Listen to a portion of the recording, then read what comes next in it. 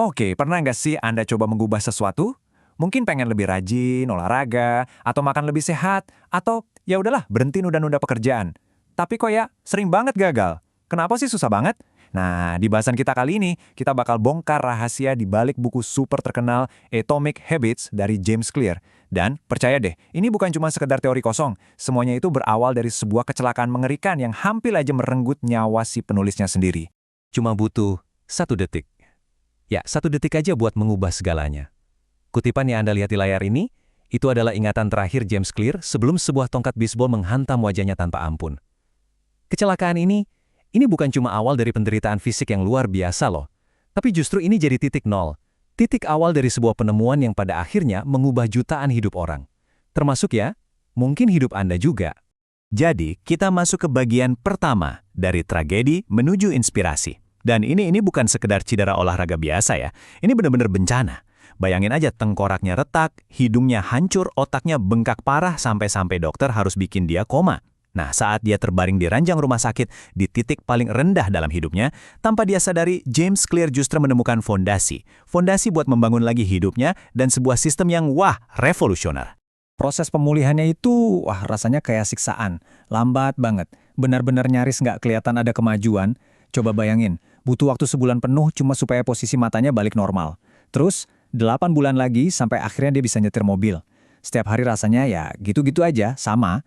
Tapi, nah ini dia kuncinya. Justru dalam proses yang super lambat inilah inti dari Atomic Habits terungkap. Yaitu kekuatan luar biasa dari kemajuan-kemajuan kecil yang seolah-olah nggak kelihatan. Oke, setelah perjuangan panjang buat pulih, ini harusnya jadi momen kemenangannya kan? Dia bisa kembali ke lapangan bisbol. Tapi, kenyataannya pahit banget. Dia malah dicoret dari tim. Dikeluarin. Momen ini benar-benar memalukan buat dia, apalagi setelah dedikasi bertahun-tahun. Nah, ini bukan lagi sekedar cedera fisik. Ini udah jadi hantaman mental yang bikin dia sadar, dia harus membangun kembali semuanya. Benar-benar dari nol. Sekarang kita masuk ke bagian kedua. Kekuatan peningkatan kecil. Nah, titik baliknya itu ternyata bukan di lapangan bisbol loh, tapi justru di sebuah kamar asrama universitas.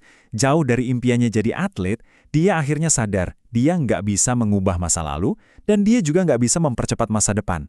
Satu-satunya hal yang bisa dia lakukan adalah fokus. Fokus pada hal-hal kecil yang bisa dia kontrol hari ini. Dan dari situlah semuanya berawal. Terus apa yang dia lakuin? Bukan hal-hal besar atau heboh, sama sekali bukan. Dia cuma mulai dengan, tidur lebih awal setiap malam, terus dia jaga kamar asramanya supaya tetap rapi dan bersih, sama mulai angkat beban beberapa kali seminggu aja. Kedengarannya sepele banget kan, tapi setiap kebiasaan kecil ini tuh kayak sebuah kemenangan harian yang ngasih dia kembali perasaan bisa mengontrol hidupnya.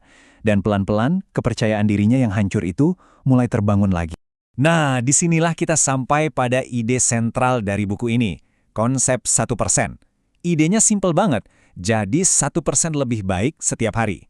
Kedengarannya mungkin ngebosenin ya, karena peningkatannya itu hampir nggak akan terasa. Anda nggak akan merasa beda jauh besok pagi. Tapi disitulah letak kekuatannya. Karena dalam jangka panjang, efeknya itu bukan cuma ditambahin, tapi berlipat ganda. Dan kalau kita lihat matematikanya, ini benar-benar mencengangkan. Jadi gini, kalau Anda jadi 1% lebih baik setiap hari selama setahun, itu hasilnya bukan Anda jadi 365% lebih baik loh, bukan. Hasilnya adalah Anda jadi hampir 38 kali lipat lebih baik. Gila kan? Inilah keajaiban dari compound effect atau efek gabungan. Mirip banget kayak bunga berbunga dalam investasi. Tapi ini kita terapkan buat diri kita sendiri. Dan ini tuh bukan sekedar teori motivasi loh, ini adalah strategi yang benar-benar terbukti. Ambil contoh tim balap sepeda Inggris.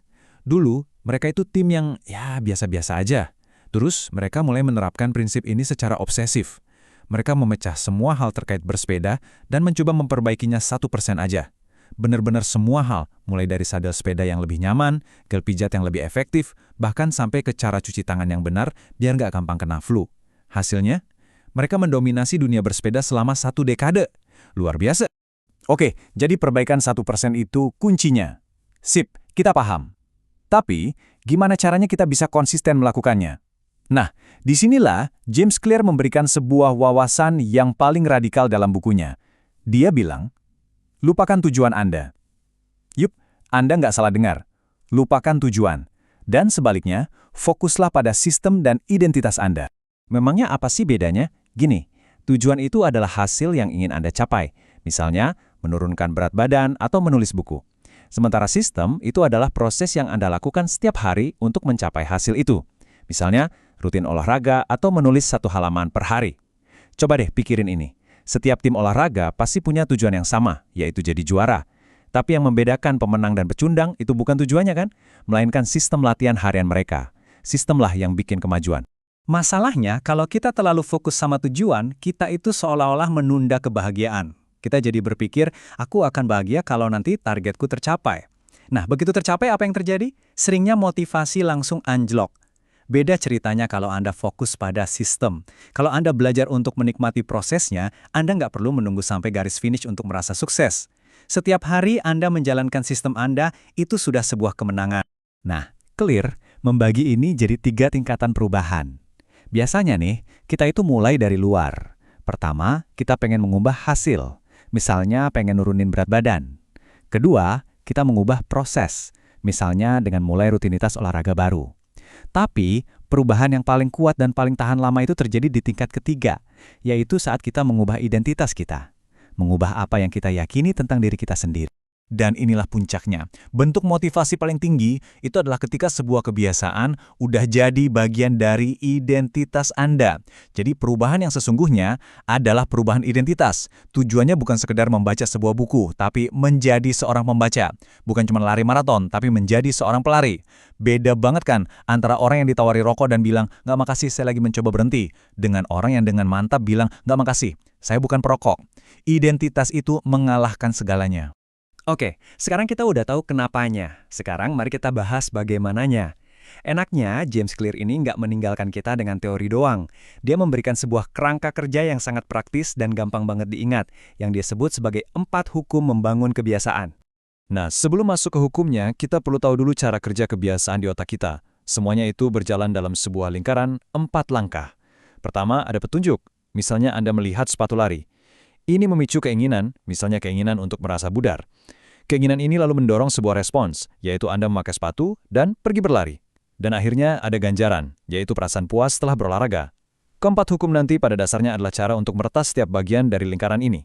Dan ini dia kerangka kerjanya, sesederhana ini. Untuk membangun kebiasaan baik, Anda hanya perlu membuat petunjuknya jelas, membuat keinginannya menarik, membuat responsnya mudah, dan membuat ganjarannya memuaskan.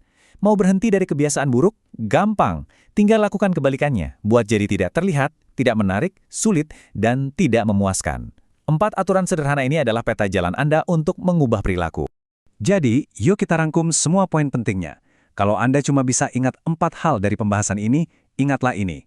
Pertama, kebiasaan kecil itu efeknya kayak bunga majemuk. Peningkatan 1% tiap hari bisa menghasilkan sesuatu yang masif. Kedua, fokuslah pada sistem Anda, bukan pada tujuan. Proses itu lebih penting daripada hasil akhirnya.